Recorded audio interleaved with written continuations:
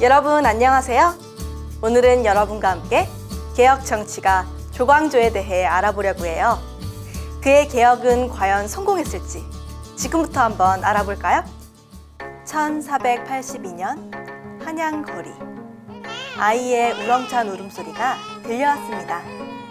이 아이가 자라 세상에 빛이 되라는 의미에서 빛광자를 넣어 광조라 하겠소. 조광조. 조정에서 감찰이란 벼슬을 하던 아버지 조원광과 부인 민씨 사이에서 태어난 조광조는 부모님의 사랑을 받으며 무럭무럭 자랐어요.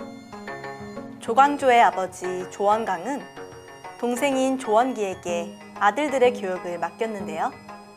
조원기는 훗날 퇴계 이황의 존경을 받을 정도로 뛰어난 유학자였어요.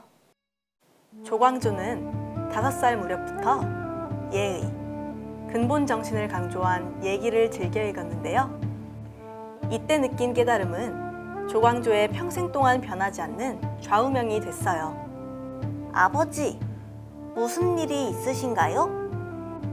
광조야, 힘없는 백성들이 억울한 일을 당하지 않도록 진실을 밝히는 것이 아버지의 일이란다. 그런데 이번 비리 사건은 조정의 높은 관리까지 연결된 사건이라 나로서도 망설여지는구나. 내가 너에게 별 얘기를 다 하는구나. 그만 들어가 보거라. 아버지, 저는 아버지께서 이미 마음의 결정을 다 하신 것 같습니다. 우리 집은 지금껏 부유한 적이 없었는데 그건 지금까지 아버지께서 올바르게 일을 하셨다는 증거죠. 물론 이번에도 그러실 거고요. 앞으로도 제가 존경하는 모습 그대로 있어주세요. 고맙다, 광조야. 고민한 이 아비가 부끄럽구나. 조광조가 숙부로부터 학문을 배웠다면 아버지인 조원광으로부턴 강직한 마음을 배웠어요. 한편 조정에선 성종이 죽고 그의 아들 연산군이 19살의 나이로 왕위에 올랐어요. 네가 보기에 새 임금은 어떠하시더냐? 학문의 깊이가 선대왕 못지않으십니다. 몇 년 뒤면 광조도 분명 새 임금님 옆에서 조선을 이끄는 역할을 하게 될 겁니다. 조광조는 16살 무렵부터 본격적으로 유학을 공부했는데요. 큰 뜻을 가지고 정치를 펼쳐도 백성들이 따르지 않으면 소용이 없는 일이란 걸 깨달았어요. 백성 한 사람 한 사람이 이해하고 따를 마음이 생기게 하는 정책이라면 두말할 것도 없이 나라가 평안해진다. 백성을 편안하게 하는 정치, 이게 바로 공자가 말한 도학 정치를 이루는 길이야. 죄인들을 포박하라! 하지만 조광조가 17살이 되던 해 조선을 뒤흔드는 큰 사건이 일어났어요.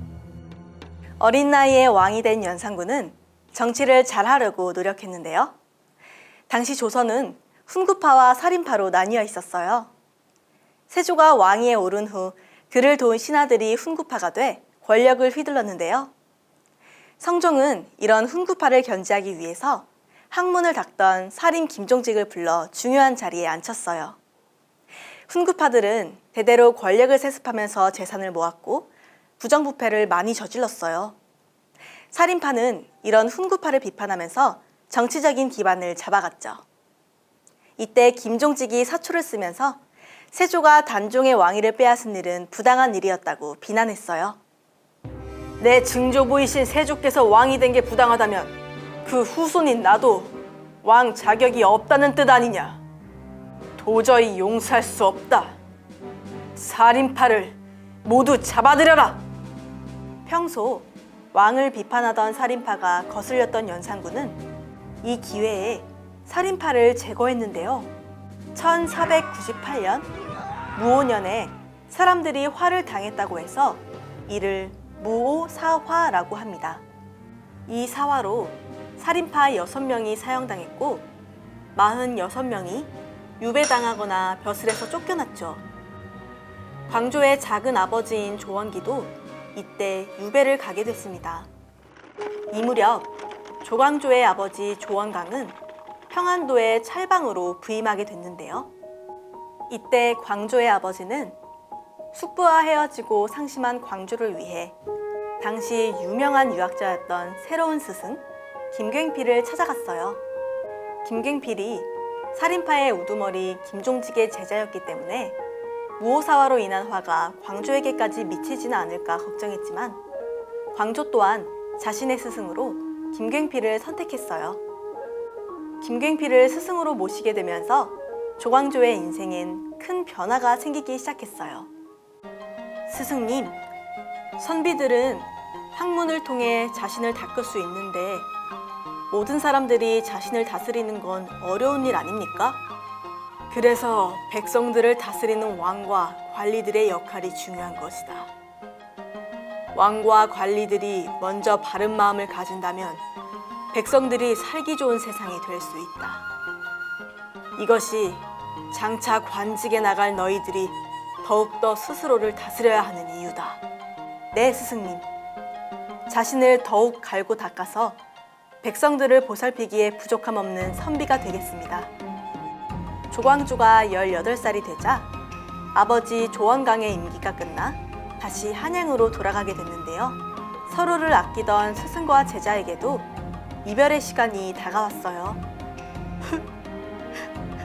스승님, 스승님의 가르침 절대 잊지 않겠습니다. 한양으로 돌아온 조광조는 본격적으로 과거 시험을 준비했어요. 그런데 갑자기 아버지! 조광조를 지극히 아끼던 아버지 조원강이 세상을 떠났어요. 그리고 1504년 부모님처럼 따랐던 스승 김굉필마저 연산군의 생모인 윤씨의 폐위에 찬성했다는 이유로 사약을 받고 세상을 떠났어요. 이에 조광조는 큰 충격을 받았는데요. 이따위 것이 무엇이기에 바른 길이 무슨 소용이냐? 그래, 아버님과 스승님의 가르침대로 선비의 본분을 잊어서는 안 된다. 잘못된 세상을 바로잡고야 말겠어. 조광조가 자신을 다잡는 동안 연산군의 폭정은 더 심해졌어요. 누군가 자신의 잘못을 지적하면 자신의 손으로 직접 죽이기까지 했죠. 결국 폭정을 견디다 못한 대신들이 연산군을 폐위시켰어요. 임금을 끌어내라! 연산군을 쫓아낸 신하들은 성종의 둘째 아들이자 연산군의 배다른 동생인 진성대군을 11대 왕으로 세웠는데요. 이 사건을 중종반정이라고 부릅니다. 그 후 조광조는 34세 나이로 진사시의 장원으로 합격해 성균관에 들어갔어요. 학문과 인품이 뛰어났던 조광조는 성균관의 추천으로 종이를 만드는 조지설한 관직을 얻게 됐지만 과거에 급제해 정식으로 조정에 들어가기 위해 다시 유생 신분으로 돌아왔어요.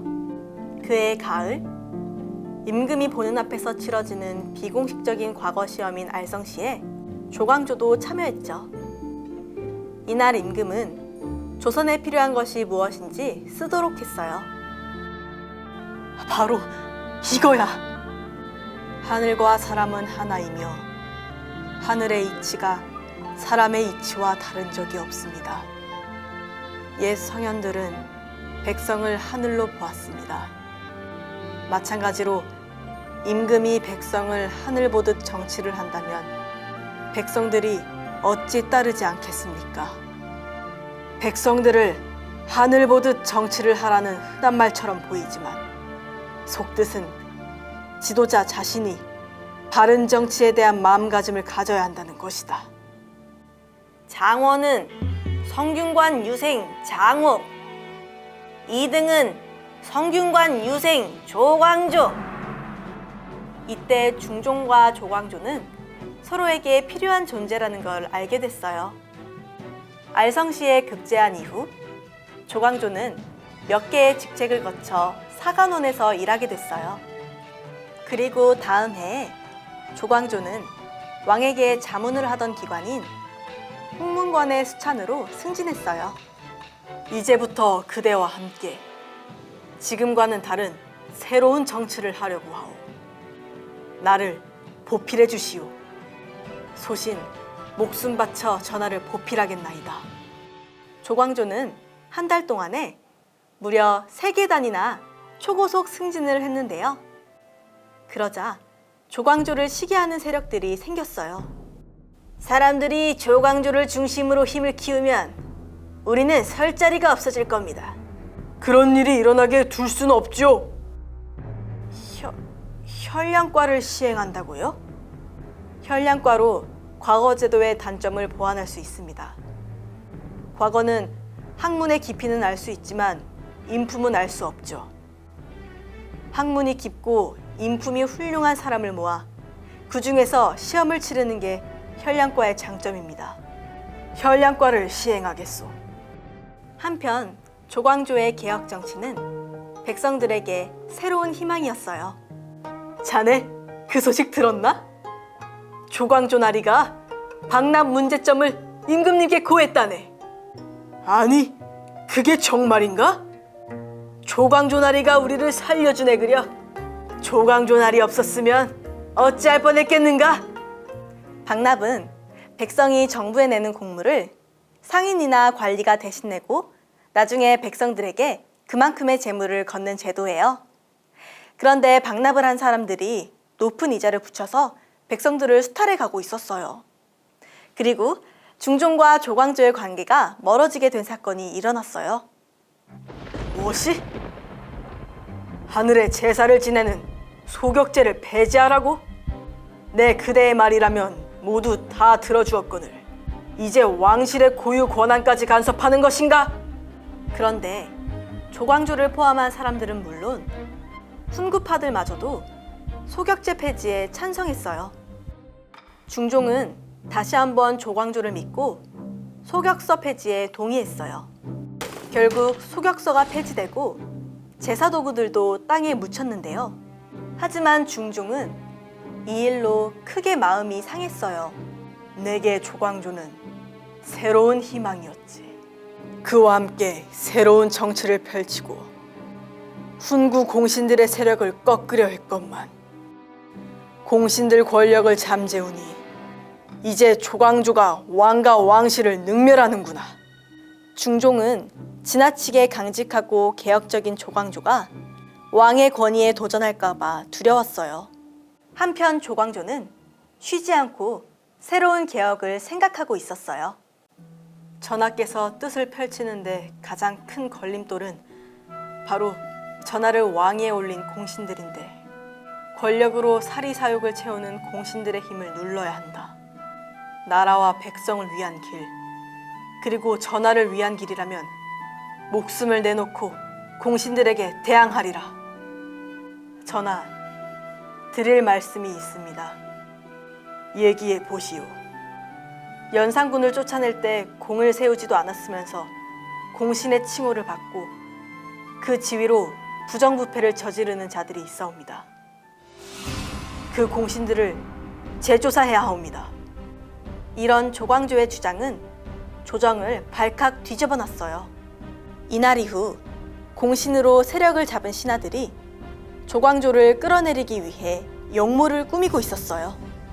전하, 벌레가 글자 모형으로 파먹은 나뭇잎입니다. 궁궐 여러 곳에서 발견되고 있사옵니다. 주초위왕이라.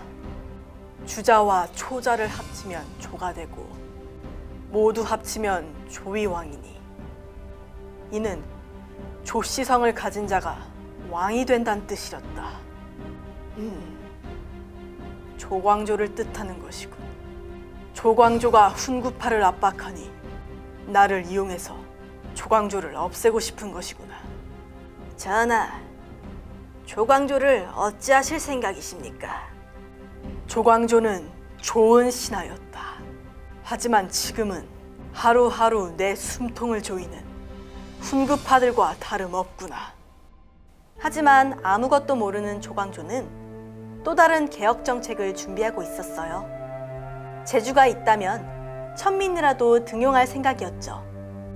한편 훈구파들은 조광조를 벌하라는 상소를 올렸어요. 여봐라! 당장 조광조를 잡아들여라! 밖에 무슨 소란이냐? 당파를 조직해 조정을 어지럽힌 죄인을 포박하라! 조광조는 김식, 김정 등 살인파를 대표하는 인물들과 함께 옥에 갇혔는데요. 이를 기묘사화라고 부릅니다. 조광조는 왕을 능멸했으니 죽어 마땅하다. 전하! 조광조는 붕당을 만들어 세력을 키우고 임금을 핍박했다. 따라서 조광조를 유배형에 처한다. 전하를 만나게 해주시오. 전하는 내가 죄가 없단 걸 누구보다 잘 알고 계신단 말이오.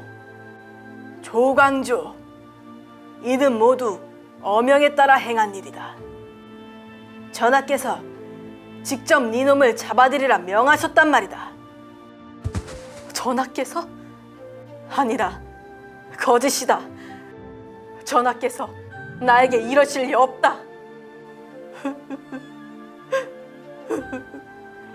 난 실패자다. 백성들을 볼 낯이 없구나. 어이, 비키시오!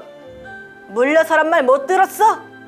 조광조를 태운 수레가 성문을 나갈 때 수많은 백성들이 수레를 에워싸고 조광조를 보며 눈물을 흘렸어요. 나리, 조광조 나리 안 됩니다. 간신배들은 살고 충신에게 벌을 내리다뇨. 그래, 난 틀리지 않았다. 난 백성의 편이었다. 백성들의 저 소리가 바로 그 증거이니. 죄인 조광조는 어명을 받들라. 이보시오. 혹시 전하께서 내게 남기신 말이 있소? 아무것도 없었어. 더 이상 용안을 뵙지 못하고 떠나야 하는구나.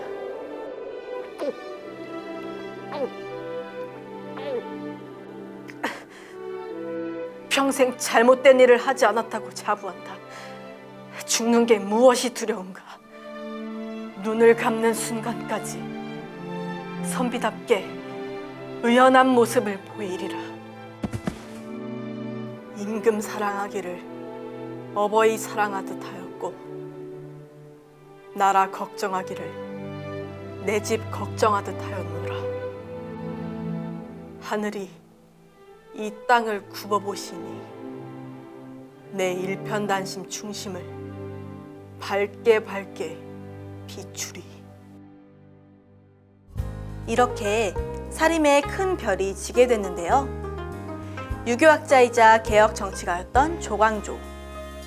비록 37이라는 젊은 나이에 짧은 생을 마감했지만 조광조의 개혁과 백성을 위한 정치는 조선의 정치를 이끌어 나갔고 조선의 역사 속에서 빛을 발했답니다.